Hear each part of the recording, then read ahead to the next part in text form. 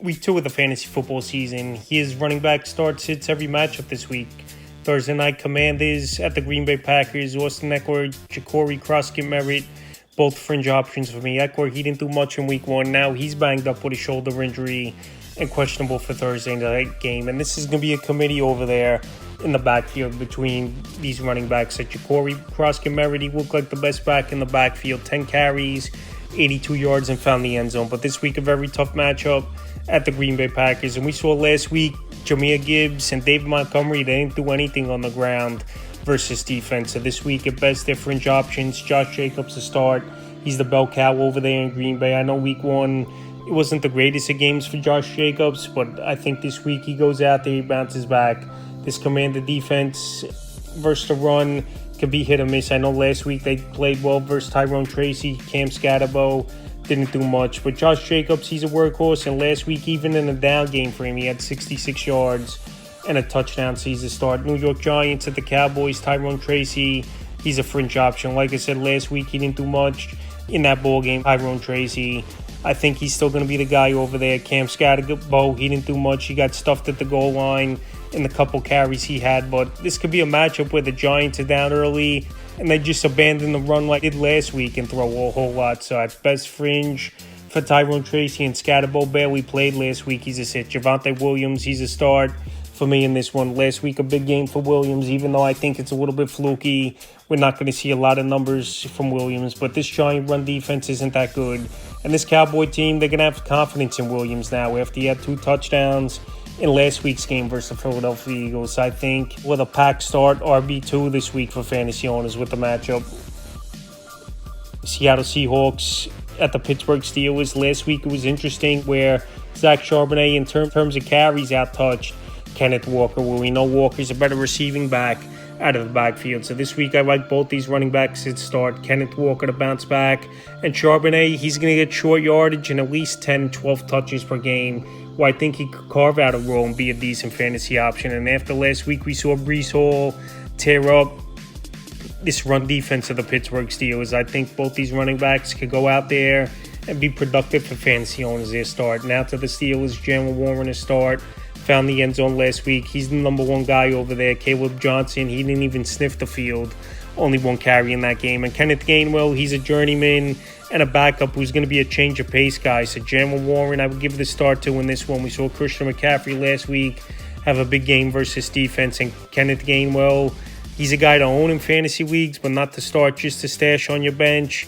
He's a sit. And Caleb Johnson, like I said, after 1 carry last week, and you're not going to have confidence at all, he's an easy sit. Los Angeles Rams at the Tennessee Titans, Kyren Williams, it was a down game for him, but he still had double-digit fantasy points, still found the end zone. And this week, a good matchup at the Tennessee Titans, where J.K. Dobbins and R.J. Harvey was a nice 1-2 combo versus defense last week. So Kyren to start, Tony Pollard to start, no competition in the backfield. The volume's going to be there. I know week 1, he started off good with Pollard, but didn't do much in the second half of that game. But it was a very tough matchup, obviously, versus Denver, one of the best defenses in the league, and also they were trailing, so they abandoned the run as well. Now to the Buffalo Bills at the New York Jets, James Cook a start. James Cook, he looked great in week 1 in that high-scoring ball game, 41-40 victory versus the Baltimore Ravens. So James Cook, he found the end zone once in that one, almost took a screen. He was 2 yards short of the end zone where he took a screen 50 yards, got stopped 2 yards short. And this week, a decent matchup at the New York Jets. I know the Jets' run defense has been solid for the most part over the last couple seasons, but James Cook got his contract extension. He's the bell cow guy over there. And obviously, defense is their first thought is to stop Josh Allen and Cook's secondary. So the running room will be there. And Cook's been a solid back now over the last couple seasons. Breece Hall will start. Last week, he looked good versus a very good defense in the Pittsburgh Steelers. And this week, I think he could grind out a decent game once again versus the Buffalo Bills. He's a start. Braylon Allen a sit. Last week, I thought he was going to get more of a role. He stole a goal line stamper. Was Braylon Allen. Big physical back, no doubt about it. But it's still Breece Hall's backfield. And like I said, if Allen's not getting that goal line touchdown, it was a nothing week for him last week. Patriots at the Dolphins, Sean Henderson, he's a start. Last week, he showed his prowess in the receiving game. And this could be a ball game where they could be trailing in this one. Even though Miami looked like one of the worst teams in the league last week here. So Henderson, I like as a start. He's a good route runner, good pass catcher out of the backfield, and he's got that burst in between the tackles as well, something this Patriot team needs: more playmakers and more speed on the field. Ramondre Stevenson, he's still going to get his touches. He's still going to get goal line touches as well. But the thing with Stevenson is I think he lost a step already, and also his ceiling just isn't high. Even in a good matchup this week at the Dolphins, he's tough to trust. He's a sit. Devon Achane a start. He was the only bright spot in the offense last week. 7 carries, 55 yards, and he had a receiving touchdown in that one. So Devon Achane, even in the down game for his offense, still had 16.5 fantasy points in PPR leagues. Jacksonville Jaguars at the Bengals. Travis Etienne had a monster game last week, over 120 yards rushing, even though 71 of those yards was on one rush. But now, obviously, with Tank Bigsby traded away, he's another guy out of the backfield. Bashal Tutin, they drafted in the NFL draft. He's going to get some run as Tutin, but now I think Etienne, after a big week, and Bigsby, they had confidence trading away for. It's his backfield, so Etienne, I like to start. They have to put points on the board, obviously, if they want to compete with this Cincinnati Bengal team. And Bashal Tutin, he's going to get a role in this offense here, but we have to see it now with Tank Bigsby gone, how many touches and plays he gets in this one. He's a sit. Chase Brown a start. Last week, not a great game for Brown, but he did find the end zone. And for whatever reason over the last few seasons, Cleveland just plays very well defensively versus Bengal offense. But this week, I think the fortunes change, and Brown could be in for a monster week. He's a must start. San Francisco 49ers at the Saints. Christian McCaffrey, a lot of people were panicking Friday, Saturday morning about the calf injury, but he went out there and he quieted all the owners and doubters. What a big ball game was Christian McCaffrey. So this week with a great matchup in New Orleans in the fast track, and also now with George Kittle out, McCaffrey and more of an emphasis to get him the ball in this offense. Also with Purdy possibly being out, he's a must start, and it could be a number 1 and 2 option once again this week. Alvin Kamara a start. Last week it was a middle of the pack type of game for Kamara, and this offense I know is going to be one of the worst offenses in the league is New Orleans. But like I said, Alvin Kamara, one of the bright spots over there, and he's a running back just on volume, and his PPR prowess is a start. Cleveland Browns at the Baltimore Ravens. Dylan Sampson, it was a nice debut for him for the rookie last week, over 15 fantasy points in PPR leagues, and he was the receiving back and in between the tackle back, where Jerome Ford pretty much was non-existent after the first quarter. So this week, this is going to be a game they're going to be trailing early and often, especially Baltimore. They're not happy after choking that game away up 15 in the fourth quarter. So I think Sampson will get looks, catch the football out of the backfield. Jerome Ford is it last week, non-existent. If it's a game script, obviously, where they're trailing early, you're not going to see Ford on the field much. And Quentin Junkins, there's an opportunity he possibly could play this week here, but he had no training camp, just signed his rookie deal, and he's going to be very limited this week. So he's a sit. Derrick Henry a must start.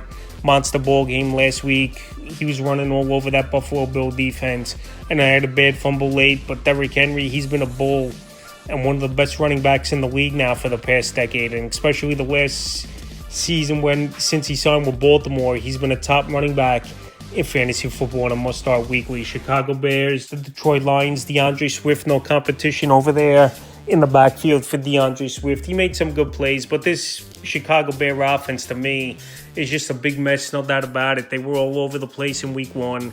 Caleb Williams missing throws. He wasn't making adjustments on the offensive line. They had some penalties and problems. So DeAndre Swift, like I said, he looked good in between the tackles, could catch the football out of the backfield.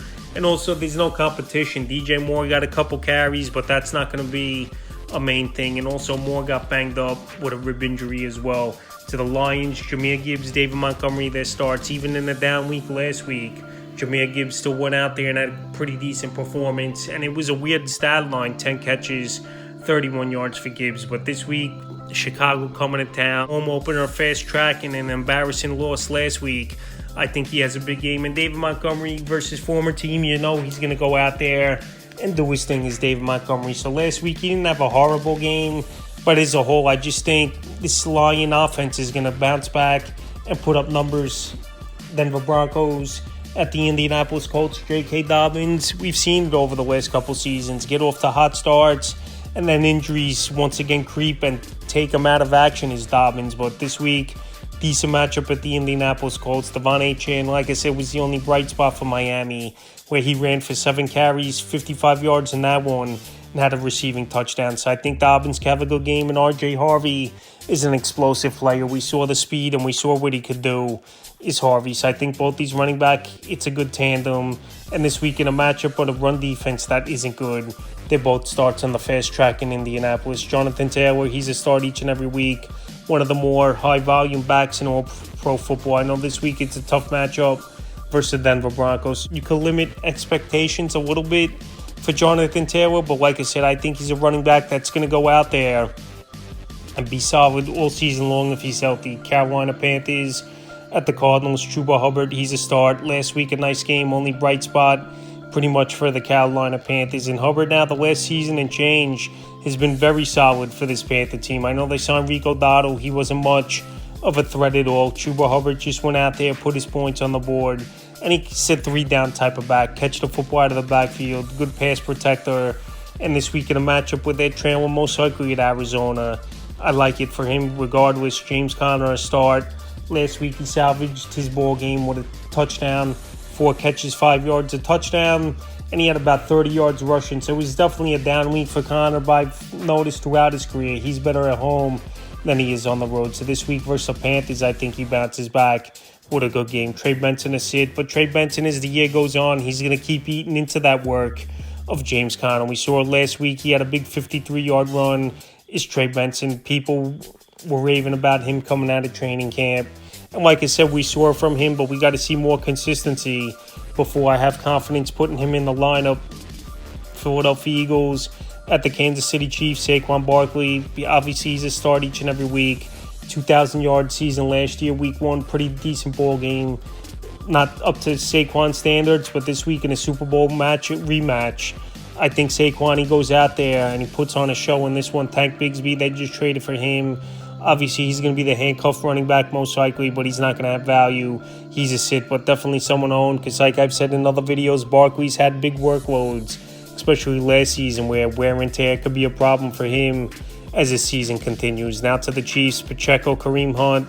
Pacheco, he really hasn't been impressive since he broke a leg early last season, is Pacheco. And this week, a tough matchup with Philly to come into town. I know Dallas ran well on Philly in week 1, but they're going to clean that up, I believe, is Philadelphia, and they're going to be even more ramped up in a Super Bowl rematch. So Pacheco, like I said, the pop hasn't been there for him in a year. And Kareem Hunt, we have to see more touches out of him to get production. If these guys are only getting 7-8 touches like they did last week in a 50-50 split, no one's going to really be productive. So they're both sits. Got to see more from them. Falcons at Vikings. Bijan, you fire him up. Monster game last week.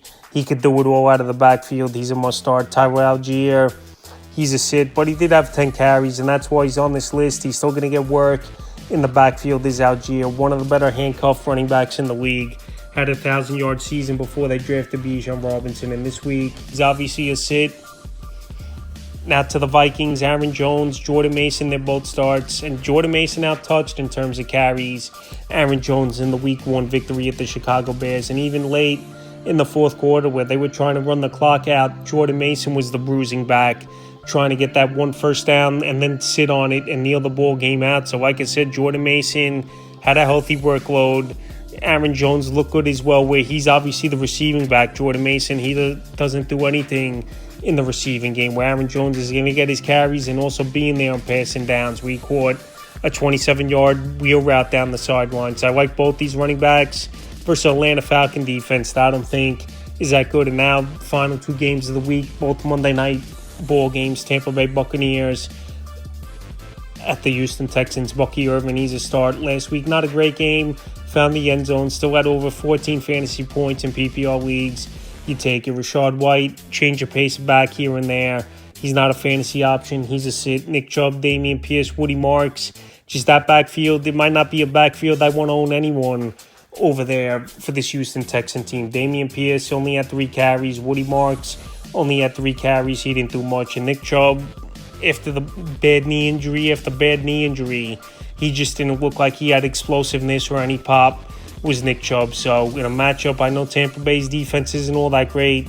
Still, these are running backs that are tough to trust. In the final game, Chargers at the Raiders. Amarian Hampton has started. I know he didn't look great, obviously, in week one, only 8.10 fantasy points in PPR leagues for Amarian Hampton, but you could tell he's got the potential, and he's a guy, if he could get to that second level of a defense, he could take it to the house. So Najee Harris was a non-factor. He caught only one pass and only ran the ball once, and he's not 100% as well, where he was out pretty much all training camp. So Hampton, like I said, the potential's there.